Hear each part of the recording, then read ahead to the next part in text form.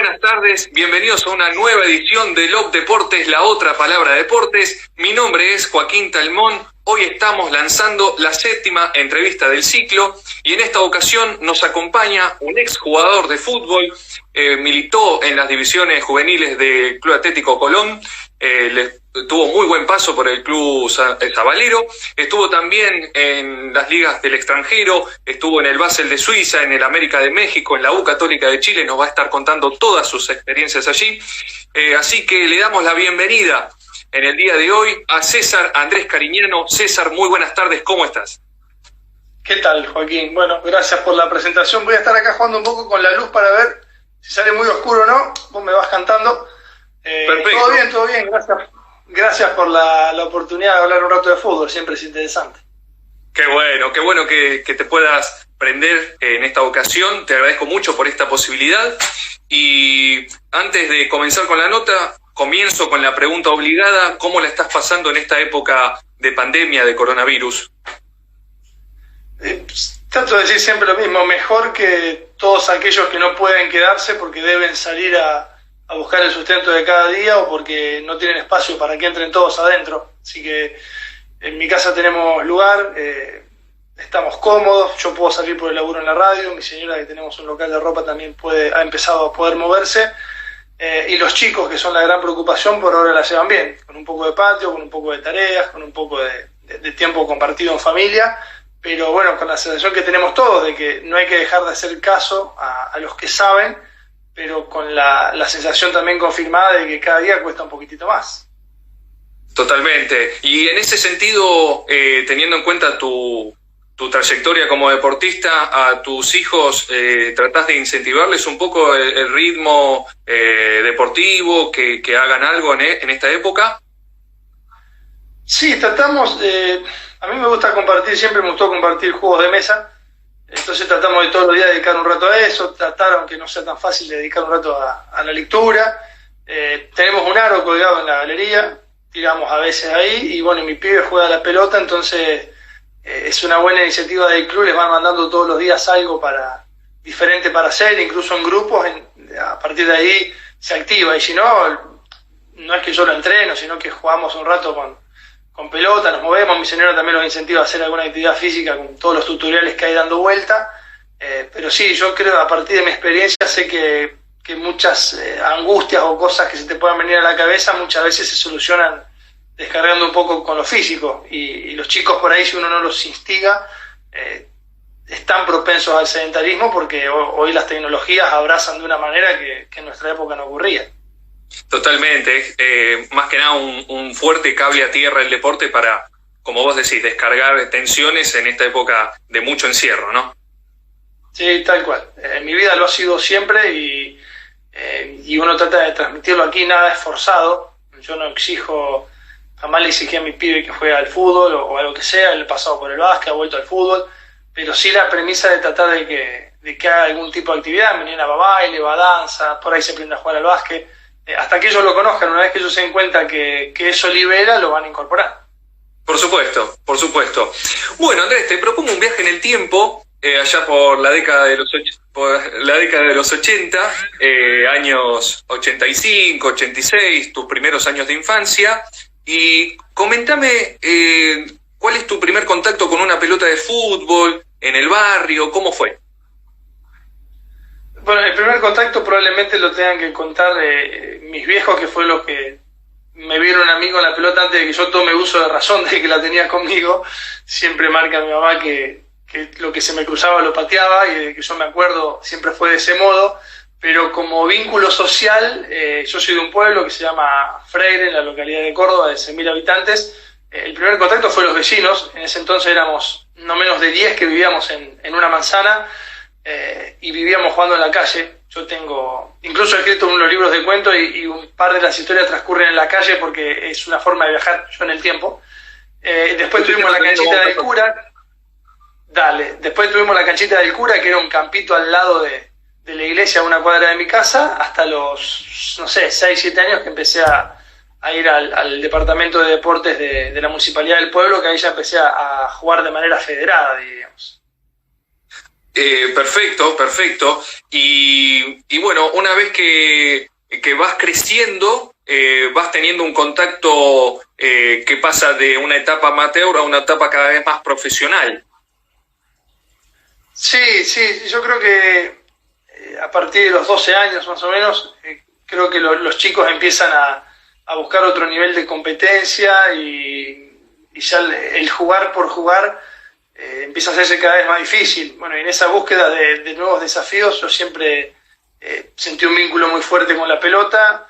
Se dio una posibilidad casi de casualidad de irme a probar a Colón. Yo en ese entonces fantaseaba con ir a probar un Atlético Rafaela porque era un poco hincha por un amigo que tiene familia en Rafaela y estábamos a 60 kilómetros. Se dio una posibilidad de Colón, no sé si buscándola, pero bueno, quise ir a probar a ver qué tal, si podía competir contra esos chicos, y bueno, ahí empezó toda esta aventura. Claro, y bueno, una vez que vas creciendo en el club, ¿siempre te posicionaron como delantero centro o te fueron encontrando la posición de a poco? No, yo desde chiquito, bueno, yo en el departamento de deportes jugábamos en una liga de San Francisco donde, qué sé yo, surgió Diego Garay, Juan Pablo Francia, Juan Arostegui, Braguieri, un montón de futbolistas ahí de la zona, y jugué ahí hasta los 13 años, entonces a veces jugaba de 2, que era como jugar de enganche prácticamente, pues por mi tamaño estaba siempre cerca del arco rival, y a veces jugaba de 5, que tendría que ser como el 9. Cuando eso lo trasladé a Campo Grande a los 14, que me fui a jugar a Cancha Grande en el otro club de mi pueblo, ahí sí ya decididamente fui 9, ponerle algunos partidos, me luqueaba como la Brujita de Verón, me gustaba jugar un poquito más atrás, pero si no, ya cuando fui a Colón fui decididamente delantero. Y el contacto con el gol, digamos, apareció ya desde joven. Te sentías ahí en las inferiores de Colón cada vez más con más tacto con el gol. Sí, yo de pibe metía goles en los entrenamientos, porque el equipo que teníamos, 15 equipos, nunca pasamos del 6º puesto. No obstante, siguen siendo mis amigos de vida. Entonces, goles en torneo no era fácil hacer. Pero sí, siempre sentí una gran atracción y trabajé en pos de eso, dentro de un combo de cosas. Yo entiendo el fútbol como algo mucho más amplio para un delantero que convertir, pero también sé que no hay alegría más grande ni que hay otra vara más importante para medirlo que eso. Y en inferiores de Colón sí, yo llegué a Colón, jugábamos solo inferiores de Liga Santafesina, donde Colón y Unión eran claramente los equipos que estaban por encima de la media, entonces ahí marcábamos una superioridad que a los delanteros nos permitía marcar seguido, algo que después jugando en inferiores de AFA ya se fue diluyendo. Y digamos, el paso que diste de inferiores a debutar en primera división allá por el 2001, digamos, ¿cuál fue el aspecto que tuviste que reforzar en esos primeros años para dar el salto y justamente decir, bueno, este soy yo y quiero consolidarme en el primer equipo?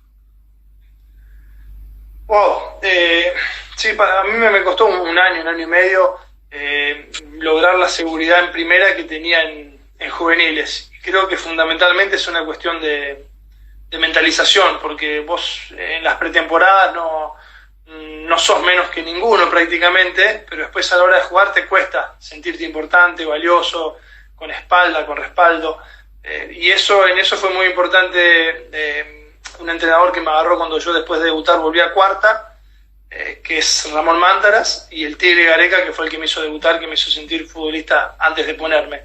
Pero sí, me costó casi un año, me costó volver a inferiores después del debut, reencontrarme conmigo, no poner excusa en las decisiones de los demás, sino exigirme yo para ponerme otra vez en carrera, y al año sí, ya lo primero fue lo mental, después lo físico en cuanto a correr, corríamos mucho en inferiores, y lo técnico lo teníamos incorporado, era cuestión de soltarse y de ir puliendo, aunque claro está, después se necesita de un aprendizaje constante, no hay forma sino de sostenerse.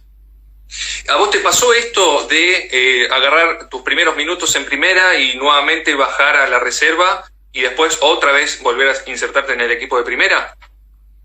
Sí, mis años de inferiores en Colón fueron una especie de montaña rusa. Yo a los 15 años debuté una semana antes, un día antes de cumplir años, debuté en reserva con 15 años de titular, hice un gol.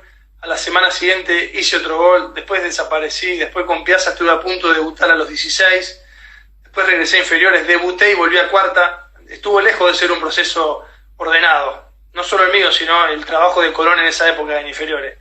Y a la gran mayoría los terminó mareando, confundiendo o dejando en el camino. Yo encontré, por el entorno de amigos que tenía acá, porque nunca dejé de estudiar, una base para encontrar tranquilidad y refugiarme. Y a partir de ahí siempre interpreté de la mejor manera posible las situaciones y siempre tuve, eso es una realidad, tuve el factor gol que me jugó a favor y que es la herramienta que tiene a veces el delantero para hacerse ver, sobre todo cuando está jugando en tercera. Ahora, qué importante lo que decís, el aspecto de la fortaleza mental, porque uno como jugador, me imagino que agarra sus primeros minutos, quiere seguir jugando, después quizás por circunstancias distintas cambian de entrenador, un entrenador por ahí no le gusta tanto tu perfil, te vuelve a colocar abajo, aparece la posibilidad de algún préstamo de otro equipo, entonces es muy difícil ser constante y seguir intentando, no bajonearse en la primera. No, por eso digo, es un aprendizaje no solo lo técnico, lo emocional es un aprendizaje permanente. No se puede concebir el fútbol en ningún momento de tu carrera como una cosa cerrada y terminada. Es siempre algo abierto en el cual pueden surgir imprevistos, favorables o desfavorables. Yo por eso resalto el nombre de Ramón Mándaras, porque a mí cuando después de debutar me bajan a inferiores, yo digo, ¿cómo lo digo en mi pueblo? Me cargaba una vergüenza que era innecesaria, en definitiva era una decisión de un técnico como Fossati que ni me conocía. Y ahí entendí que debía confiar en mis condiciones y en mis formas. Las condiciones se pueden mejorar, la forma es muy difícil, pero yo siempre tuve una formación que aprendí en mi casa respecto de cómo se encaran las cosas, más allá de lo que sea, de mi viejo, de mi vieja, de mi hermano, que es mucho más grande, y siempre apliqué eso. Y el entorno para mí fue determinante. Nunca tuve prácticamente amigos del campeón, siempre tuve el mismo entorno de gente que me hizo sentir que el fútbol era importante, pero que había otras cosas que también lo eran, como por ejemplo estudiar, y creo que en ellos me apoyé. Solo no creo que hubiese podido soportar el bajar después de debutar, y tampoco bancarte de cuando vos sentís que sos el 9 titular, que si un día me agarró a vos y me dijo, Cari, no te puedo bancar más, hace 6 partidos que no haces nada. Y dije, gracias, Patón. Y me fui al banco contento, pero hubo otro momento donde técnicos me sacaron, y a veces es difícil porque vos en eso de querer sentirte fuerte de la cabeza, no reconoces errores. Entonces es difícil aceptarlo, y es muy difícil la posición del entrenador también muchas veces. De la toma de decisiones, totalmente. Claro. Y allá por el Apertura 2002 hay una campaña regular de Colón en la que a vos te coloca en segundo en la tabla de goleadores con 11 tantos, un pico de rendimiento muy alto. ¿Qué recuerdo tenés de aquella campaña? Bueno, yo me consolidé titular allá por abril de ese año. Ese torneo es el segundo semestre del 2002. Yo empecé a jugar de la mano de Fossati, que era el mismo que me había mandado a inferiores, en marzo. Jugué un Viernes Santo, hice el gol, debuté de titular y hice el gol. Si no, capaz esto no hubiese existido lo posterior. Y ahí me consolidé. Y las formas de Fossati, yo sé reconocer las cosas, las formas de entrenar de Fossati a mí me favorecieron muchísimo. Yo mejoré muchísimo mi autoestima, mi confianza, mi técnica, mi potencial. Y en ese segundo semestre, en esa apertura, hasta que Cookie Silveira nos metió 3 a nosotros y 3 a Chaca en 2 fechas y chao. Fue inalcanzable, pero yo fui más regular, creo, o fue mi mejor torneo en cuanto a regularidad de goles y de funcionamiento. Yo sentí que todo fluía de una manera increíble porque teníamos un gran equipo y yo estaba convencido como nunca de mis capacidades. Y de alguna manera esta gran campaña te deposita en una posibilidad al año siguiente, año 2003, se te abren las puertas de la selección nacional con un técnico como Marcelo Bielsa. Sí, por eso, fue todo ese segundo. Yo arranqué el 2002 entrenando con la tercera, el club nos prestaba las canchas, la primera estaba de pretemporada fuera de la ciudad y vivíamos corriendo en el Parque Sur, que si hay algún santafesino enganchado lo conocerás, un parque emblemático de la ciudad, y entrenando en un fútbol 5. Así arranqué el 2002. Y lo terminé citado a la selección. como para explicarte los vaivenes que ofrecía Colón, no solo el fútbol en ese momento. Pero cuando llega lo de la selección, yo estaba en un momento tan genuino, tan dulce, donde todo parecía natural y no logré dimensionar lo grande que era esa posibilidad, y más aún a los ojos de un tipo que no solo mira los goles, sino que ve el fútbol de una manera mucho más amplia, como es Bielsa. Claro, claro. Y de alguna manera comentarle a la gente cuál es la experiencia de haber convivido al lado de una persona como Marcelo Bielsa.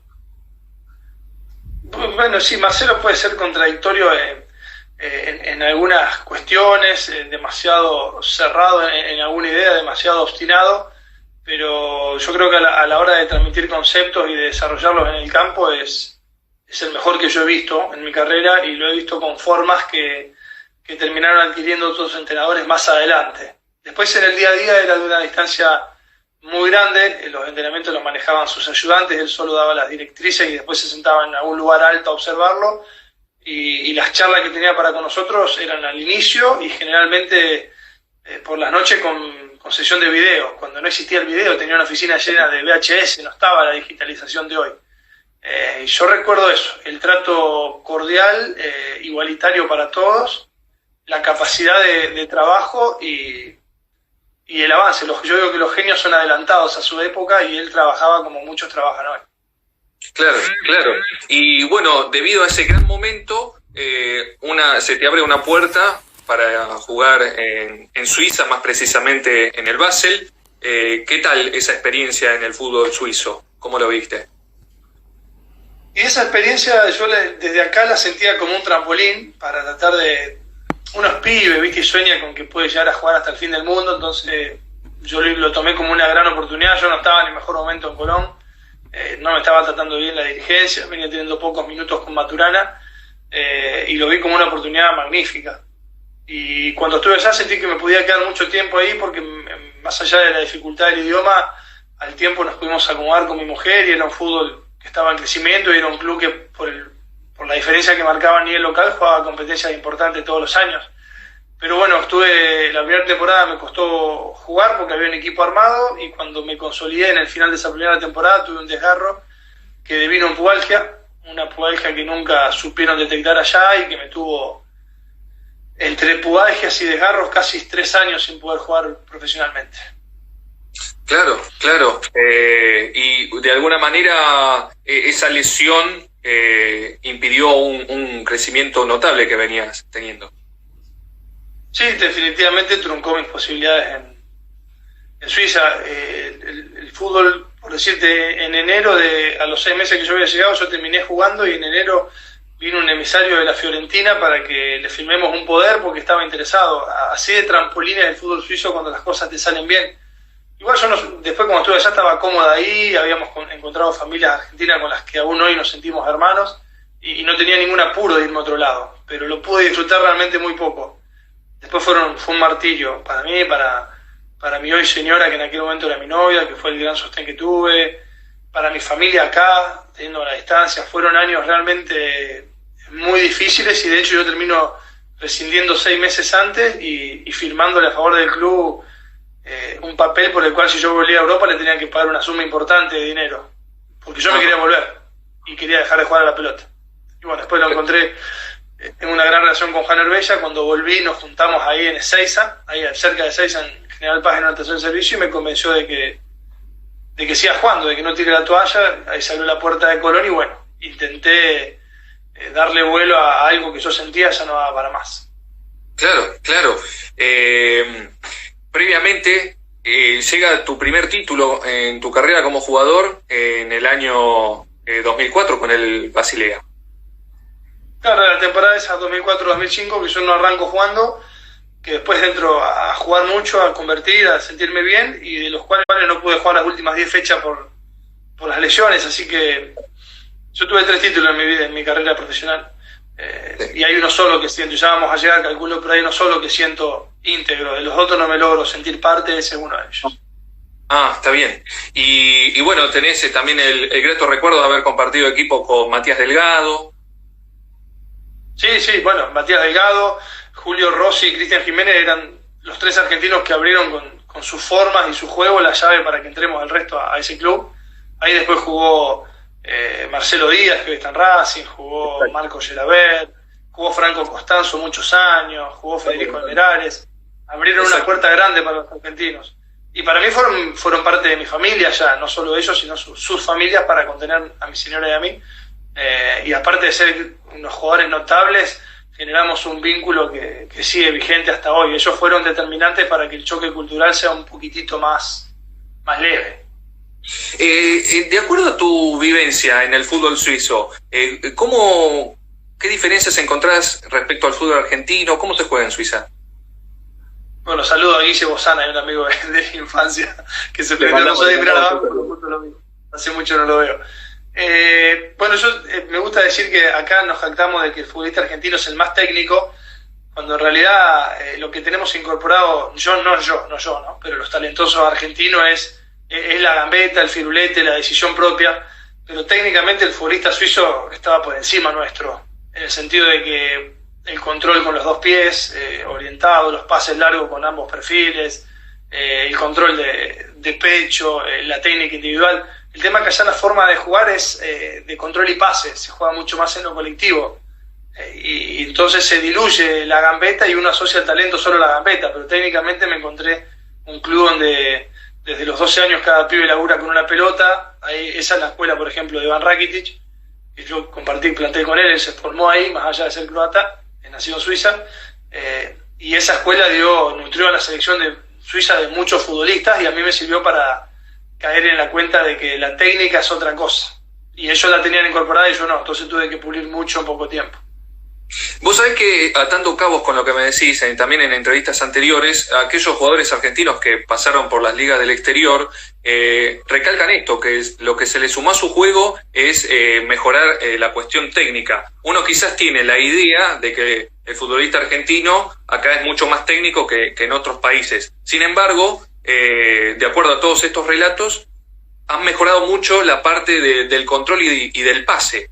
Cosa que acá quizás era más el desparpajo, el desequilibrio, como vos decías, ¿no?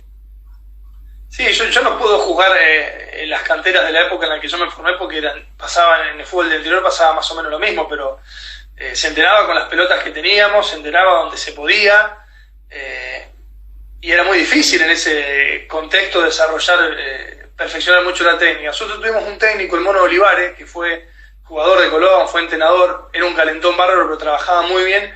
Y vino con un proyecto en quinta edición, estuvimos 2 meses trabajando 2 veces por semana, 1 hora, todo fundamento técnico. No te puedo explicar lo que evolucionó ese grupo de la categoría 82 en esos 2 meses. El mono se fue porque se calentó con algunas decisiones dirigenciales y yo no lo volví a tener nunca más. Descubrí o revaloricé eso cuando vi cómo se entrenaba en Suiza. Amén de que en Suiza la cancha en la que entrena el predio de Basel, enfrente del estadio, es muy parecido a lo de Talleres, se entrenan todos en cualquier cancha. Entonces hay 7 o 8 canchas que están impecables. Entonces los pibes de 12 años, con pelotas de primera calidad, en buen estado, en buenos campos de juego, y con profes que solo se encargan de trabajar ahí, porque no tienen que tener 6 trabajos como acá para subsistir, el contexto es muy diferente. Por eso quizá yo no le caigo a la formación que tuve acá, simplemente marco esa diferencia, que asociamos, nos parece que Messi es más técnico que Xavi y probablemente sean igual de técnicos, nada más que tienen expresiones futbolísticas diferentes. Claro. Y en ese sentido, bueno, una vez que tenés el paso por el fútbol suizo, te quería preguntar ¿qué anécdotas le podés contar a la gente acerca de tu paso por un país culturalmente distinto al nuestro? A mí me gusta decir que en Suiza todo funciona porque cada uno hace bien lo que tiene que hacer, no mira al otro. Entonces yo saco el tipo de basura que corresponde, el día que corresponde, a la hora que corresponde, porque sé que mi vecino lo va a hacer, porque sé que el que va a pasar a juntar las bolsas va a pasar, y así como eso funciona todo. Todo funciona, no existe el control, todo se autocontrola. Yo vivía en un pueblito muy chiquitito, que cuando llegamos había cumplido 875 años el pueblo ese año, había pancartas por todos lados. Y un domingo, que es día de descanso absoluto, no había nadie en la calle, fuimos a caminar por el centro, un centro reducido, con una peatonal con mi señora, y vimos una mesa llena de bandejitas de cerezas, con una lata al lado que decía 5 francos y tenía una ranura encima. Y había, qué sé yo, 10 bandejas de cerezas en la mesa. Y a nadie se le ocurría sacar siquiera una cereza. El que le interesaba se llevaba la bandejita y ponía los 5 francos adentro de la lata sin que nadie controle. Yo creo que para graficar la cultura suiza es una buena anécdota. Claro, por supuesto. Los mejores chocolates, ¿no? Sí, bueno, los suizos lo que hacen lo que pueden por su geografía, ¿no? Pero lo que hacen lo hacen todo bien. Lo que hacen lo hacen todo bien. Las calles son buenas, las veredas son buenas, los materiales de los muebles son buenos, la comida es excelente, de la más cara a la más barata, y en quesos y chocolates es extraordinario. Y en el súper el chocolate más económico tiene calidad premium, realmente. Realmente. Vos sabés que acá me están soplando una pregunta que justamente te iba a hacer. Digamos, ¿te encontraste con un equipo abierto, un equipo cerrado en cuanto a los jugadores, a la calidad humana? No, absolutamente cosmopolita. Había 2 compañeros australianos, uno de los cuales su mujer era australiana pero hija de argentinos, así que es íntima amiga de mi señora y tenemos un vínculo aún hoy. El marido también, aunque bueno, se nos complicaba un poco más con el inglés, pero había suizos franceses, había suizos alemanes, porque Suiza tiene esa particularidad de que según la región hay un idioma diferente. Había brasileños, habíamos argentinos, entonces el pobre técnico era un políglota, daba la charla en 4 o 5 idiomas diferentes, pero el suizo puede que no te invite a comer, pero se esforzaba al máximo para tratar de hablarte. Ellos saben francés, saben inglés, saben alemán, saben un poco de italiano, un poco de español, entonces me demostraban toda la calidad posible. Yo del club no puedo decir absolutamente nada. Todos hicieron el máximo que estaba a su alcance para tratar de hacernos sentirnos cómodos, ¿no? Quizás el que estaba en falta era yo, que nunca estudié el inglés más allá de la escuela, aún teniendo facilidad, y que hubiese sido una herramienta que a mí me hubiese abierto el país de par en par, y no me lo terminó abriendo porque yo no me formé en ese aspecto. Y te encontraste con un plantel de jugadores, uniéndolo ahora con tu profesión actual de periodista, con un plantel, digamos, con la motivación por estudiar, por la motivación de estudiar alguna carrera. Había de todo. Los suizos que aún tengo vínculo, varios se han formado luego respecto de carrera de periodismo, carrera de entrenador, pero la formación previa, digamos, el suizo básico, es importante. Claro, es importante. Después los extranjeros había de todo. No es tan fácil para un argentino. Mi señora intentó laburar de 1000 cosas, es muy difícil estudiar el idioma. Estudiar inglés te lo enseñan desde el alemán es muy jodido. Entonces no fue tan fácil, pero yo digo que los que jugaban al fútbol era porque querían, no porque no tenían herramientas para hacer otra cosa. Cuando aquí muchos chicos están inducidos a hacerlo como salvoconductos para su familia, allá el nivel sociocultural básico es bueno, es altísimo, y no porque ellos hayan elegido esos futbolistas ser así, sino porque han tenido un Estado y un país que le ha brindado esas herramientas. Por supuesto, por supuesto. Le comentamos a la gente que estamos hablando con César Cariñano, ex delantero de Colón de Santa Fe, con su paso por el fútbol de Suiza. Ahora vamos a estar hablando de su experiencia en México, en Chile, otros pasos también por equipos argentinos, actualmente ejerciendo como periodista deportivo. También nos va a estar contando sus autorías, estuvo escribiendo varias obras. Vamos a leer un segundito. Gente que te escribe cosas, que te manda saludos. A ver, por ejemplo, recién estaba leyendo una pregunta. Bueno, Juani te dice hermoso país y conocí... Sí, Juani es un íntimo amigo. Amigo de Santa Fe. Te mando un saludo. Sebastián Pocielo te pregunta, teniendo en cuenta que Roger Federer es hincha del Basel, ¿lo pudiste conocer?